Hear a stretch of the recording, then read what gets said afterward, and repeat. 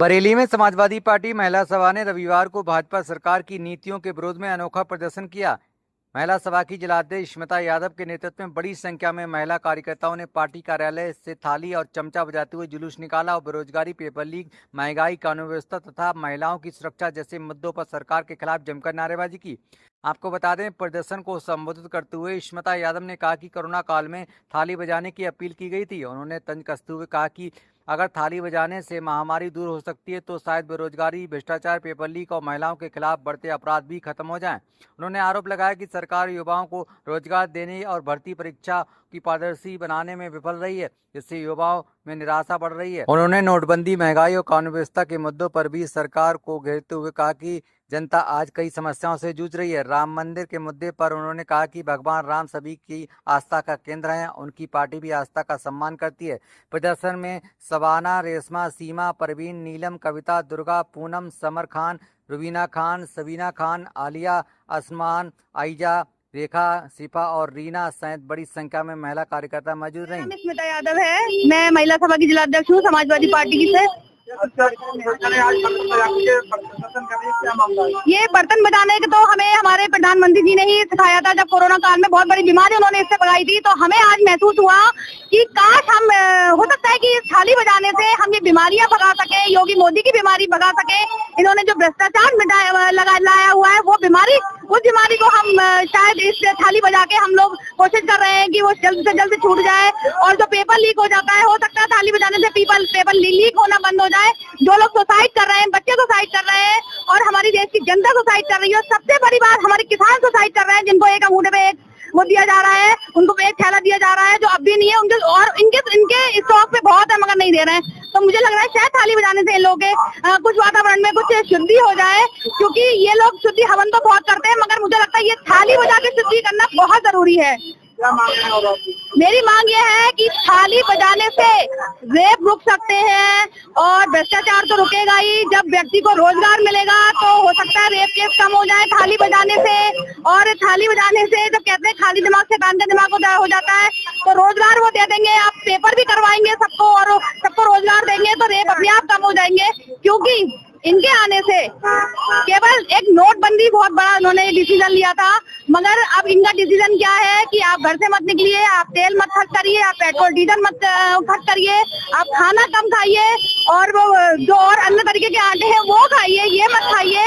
और उन्होंने वादा किया था कि चप्पल वालों को प्लेन में बिठाएंगे विदेश। अब कहते हैं विदेश मत जाइए, खुद विदेश जाके मेलेडी बैठ के आए, सबको पता है। तो मुझे ऐसा महसूस हुआ, रात में मुझे सपना आया कि थाली बजाने से ये हो सकता है, जब कोरोना जा सकता है तो ये भी सब काम हो सकते हैं। तो मेरा विनम्र निवेदन है डबल इंजन की सरकार से कि आज जो हमने थाली बजाई है, ये थाली रोज रोज बजेगी अब, और सड़कों पे महिलाएं आधी आबादी बैठेगी, क्योंकि आधी आबादी के साथ जो हो रहा है वो नहीं होना चाहिए।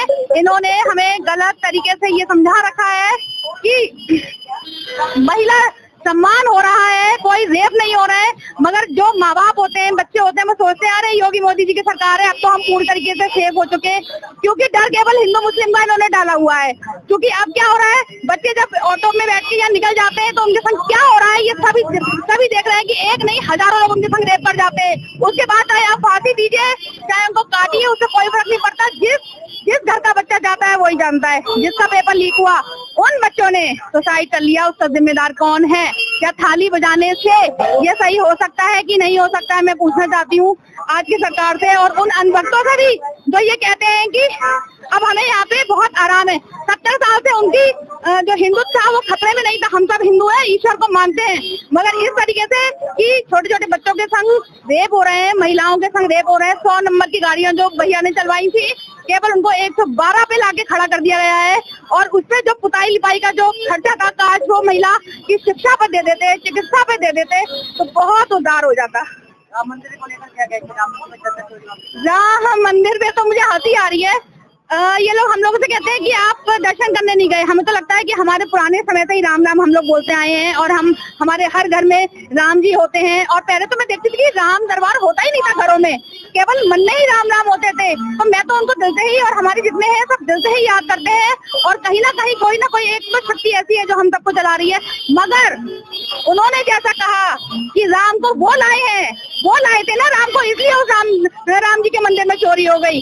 वो जो राम जी है ना, उन्होंने वहां से उन्हें खदेड़ दिया, इसलिए क्योंकि हम उस राम पे विश्वास करते हैं, इनके बनाए हुए राम पे विश्वास नहीं करते हैं। ये जो है ना, वो बहुत धैर्य रख के काम करते हैं। महिला सम्मान तो जो करते हैं वो करते ही आदि आबादी के लिए। तो उन्होंने जो देखिए, उनके खुद की पत्नी इतने सम्मानित रूप से आगे बढ़ रही है। और बीजेपी में देखिए महिलाओं की संख्या हो रहा है। और भैया वहाँ जो भी जाता है उनकी मदद करते हैं। उन्होंने आश्वासन दिया है कि महिलाओं के लिए उन्होंने जो वादे किए हैं कि 40,000 उनको दिए जाएंगे, पहले भी जो वादे किए थे पूरे किए थे। और आज भी मैं उन पे अटूट विश्वास करती हूँ कि वो सारे वादे पूरे करेंगे। और राम मंदिर का खुलासा तो खैर भैया नहीं करा है, तो लोग अब क्योंकि हम लोगों के अगेंस्ट तो जाएंगे, क्योंकि वो राम उनके इसकी चोरी हो गए। बरेली से भी 7 करोड़ रुपए दिया गया, यहाँ पे किसी ने उनको मुकुट दिया था। किसी की हिम्मत नहीं है पूछने की, मगर सब परेशान है कि राम जी के मंदिर से चोरी हो सकती है। तो हम लोगों को तो ये लोग क्या ही करेंगे। मतलब हमारे भारत देश को पूरा बेच चुके हैं, हर चीज उन्होंने प्राइवेट कर दी है। ना बच्चे पढ़ पा रहे हैं, ना शिक्षा ले पा रहे हैं, ना कुछ कर पा रहे हैं। क्या नाम है आपका? एडवोकेट हुरिया रहमान। आज मुझे जिला उपाध्यक्ष पद से मनोनीत किया।